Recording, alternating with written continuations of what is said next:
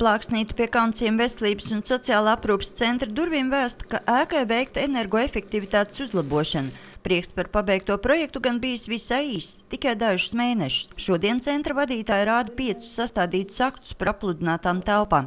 Sabojāts ir gan pansionāta iemītnieku istabiņas, gan darbinieku telpas. Dažās plūdu dēļ pat atslēgt elektrību un iemītnieks spiest mitināties gaitenī aiz aizslietņa. Noticējuši griesti un sienas, atlobījušās tapetes, linolejums un apmetums, kas draud uzkrist uz galvas. Tāda aina pavērstēju vai visās telpās. Agrāk, kad māja nebija siltināta, tādas problēmas nekad nesot bijušas. Tagad ēkā darbojas 3 mitrumu uzsūcēji, kuru noma vien jau pašreiz izmaksājusi ap 500 latiem, un vadītāji māca bažas par kādiem līdzekļiem atremontēt postījumus.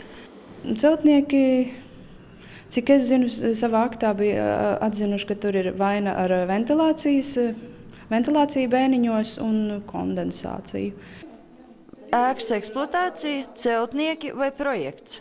Kurš varētu būt iemesls visiem šiem plūdiem? Vairāk projekts.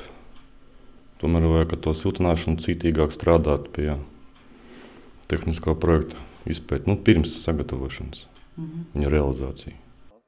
Salīdzinot ar citām mājām ciematā, šķiet, ka nosiltinātajiem aprūpes centram pavisam pazudus arī jumta pārkara.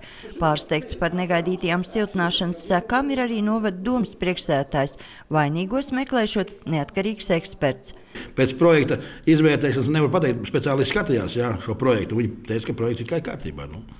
Tikmēr būvfirma Sijā Uzars, kas veic siltināšanas darbus, domē iesniegusi savu tehniskās apsekošanas atzinumu, kurā uzsver, ka neapmierinošā stāvoklī ir ēkas bēniņu pārsegums un veidināšanas sistēma, kuru rekonstrukcija projektā nebija paredzēta. Jāpiebilst, ka pēc šī standarta projekta siltināšana beigta vēl 12 pašvaldības iestādēs, un lai gan netik liels, problēmas esot visām ēkām.